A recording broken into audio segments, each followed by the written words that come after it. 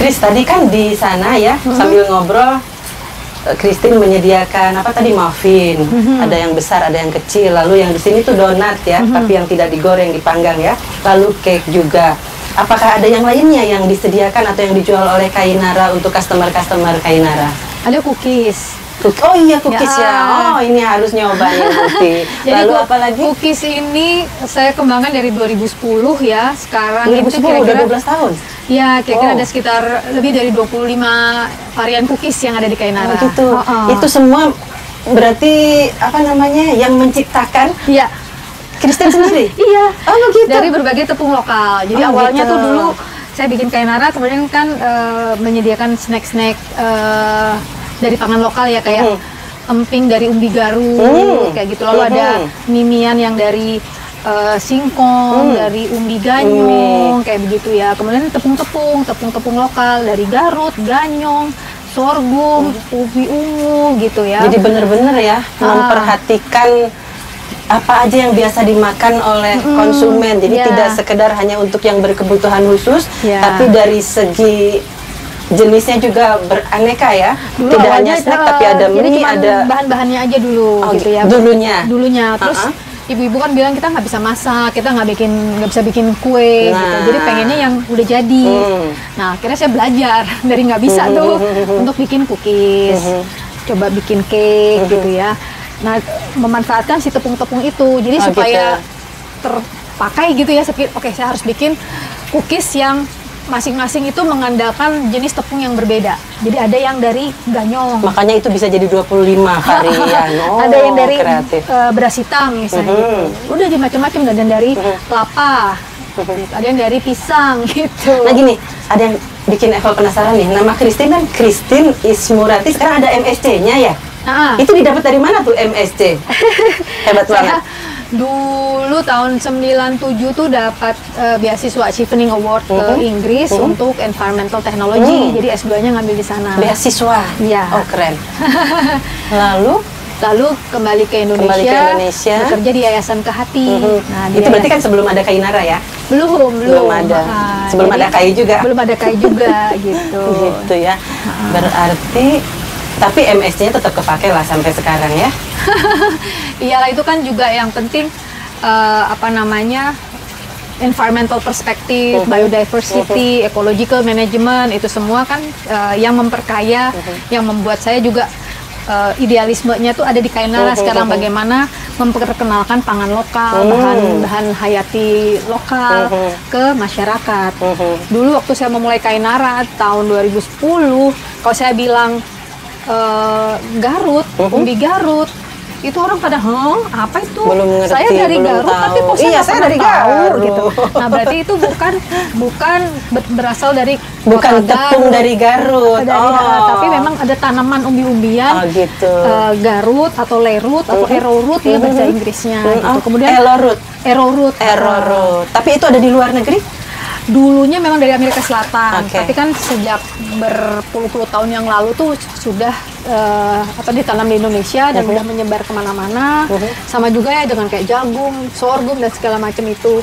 Yang asli dari Indonesia sih seperti umbi-umbian yang kayak talas gitu ya, kimpul itu juga termasuk salah satu yang kita manfaatkan dan perkenalkan. Jadi kalau misalnya ada teman-teman yang membuat kue nih tapi tidak menemukan di luar, berarti bisa membeli bahan-bahannya di Kainara ya? Di Kainara bahan-bahannya ada, bisa datang langsung ataupun online? Ada di marketplace juga. Oh, di marketplace juga ada. Di website juga. Jadi sekarang tidak sesusah dulu lagi ya untuk menemukan bahan-bahan yang kita cari. Jadi selain tepung-tepung itu juga ada berbagai macam gula natural juga ada yang bisa kita pakai. Jadi dari sorghum, kelapa, aren gitu ya. Jadi nggak usah khawatir susah mencari penggantinya, minyak kelapa gitu. Jadi kita bersyukur banget ya, ada Christine di sini, ada Christine di Indonesia, ada Christine di mana-mana lah sekarang bisa disaksikan ya, dengan segala kreativitas yang bisa juga kita rasakan manfaatnya, bisa kita nikmati juga hasil karyanya. Mudah-mudahan kesananya makin terus berkembang ya. Amin. Dan yang saya senang itu kan dulu penasaran awalnya. ini.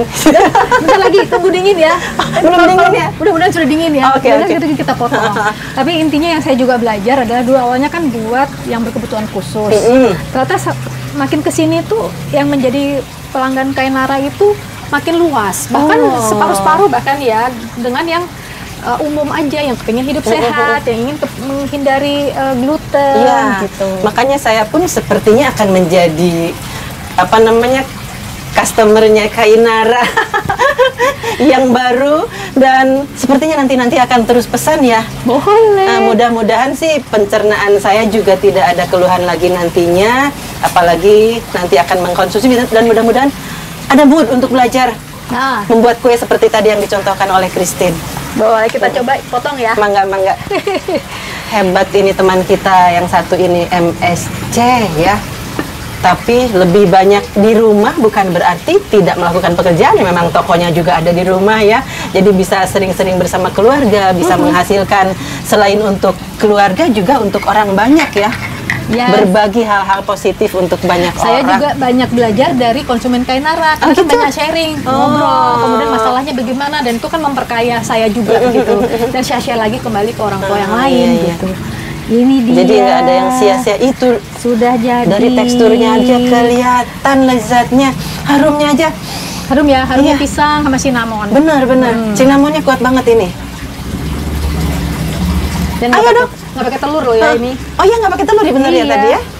Jadi untuk ibu-ibu yang tidak punya telur boleh bikin ini. Atau yang alergi, anaknya banyak yang alergi telur ya rata-rata sekarang itu. Gimana Vel? Enak? Jangan bilang enak, nanti teman-teman pada ikut makan nih. Kita makan berdua aja. Saya cobain ya, ini juga sama nemenin apple. Hah? Mau? Ya udah sini. Ayo, Mas Kentus, Mas Arif. Enak nih, enak. Potong sendiri. Potong sendiri. Potong. Tisu. Ayo. Yummy. Masih Nih, Mas Sam. Kebagian juga, ayo. Ya, Mas Kentus ini, Mas Kentus. Cobain Mas Kentus. Yo. Asik. Ya, yuk. Langsung ambil aja, Mas. Habis. Ya. Yo, gimana? Ini apa? Yuk. Kita cobain. Apa rasanya? Enak nggak? Lagi dong. Yummy. Enak dong? Rasa pisangnya. Pisangnya kerasa ya. Kalau harumnya Harumnya udah cinnamon. Jadi jauh-jauh dari Jadi Bogor ke Bekasi. tekniknya itu si pisang ini menggantikan telur.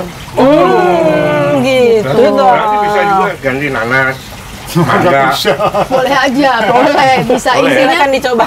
intinya itu Rasa, bisa. kan? Bukan. Jadi empuknya, lembutnya Oh, itu. lembutnya. Mungkin ininya. Kalau unsur pisang lemnya. kan ada tepungnya. iya. Kalau nanas enggak ya. Nanas lebih ke gula ya. Patinya mungkin patinya. Nanas itu banyak airnya. Jadi kalau mau pakai nanas kita harus modifikasi resepnya dengan mengurangi airnya. Taunya bisa diganti sama pisang dari mana? Nyoba berapa kali itu gimana? Jadi telur bisa dapat teksturnya begini. Ya kita banyak baca juga. Pasti kan ada banyak referensi yang bilang oh nggak bisa telur, bisa pakai apa ada aja. gurihnya ya, meskipun nggak ada telurnya. Yang bikin gurih. Kan tadi pakai susu kelapa. Oh, itu gurihnya. Kemudian kita pakai minyak kelapa. Nah, minyak kelapa itu juga bikin wangi dan harum dan Dan gurih. moisi. Moisi. Bukan noise kan? Kemudian ini kan juga kaya gizi karena kita tadi banyak sayurannya kan, banyak wortel. Iya, nggak kelihatan di sini. wortel juga ya? Ini wortel nggak kelihatan. Pakai zucchini. Iyo. Wortel zucchini nggak kelihatan. Nggak ada kan? Nggak. Kalau kelihatan, Kita nggak lihat masukin wortel soal kita itu. kalau kelihatan jadi medeni bocah.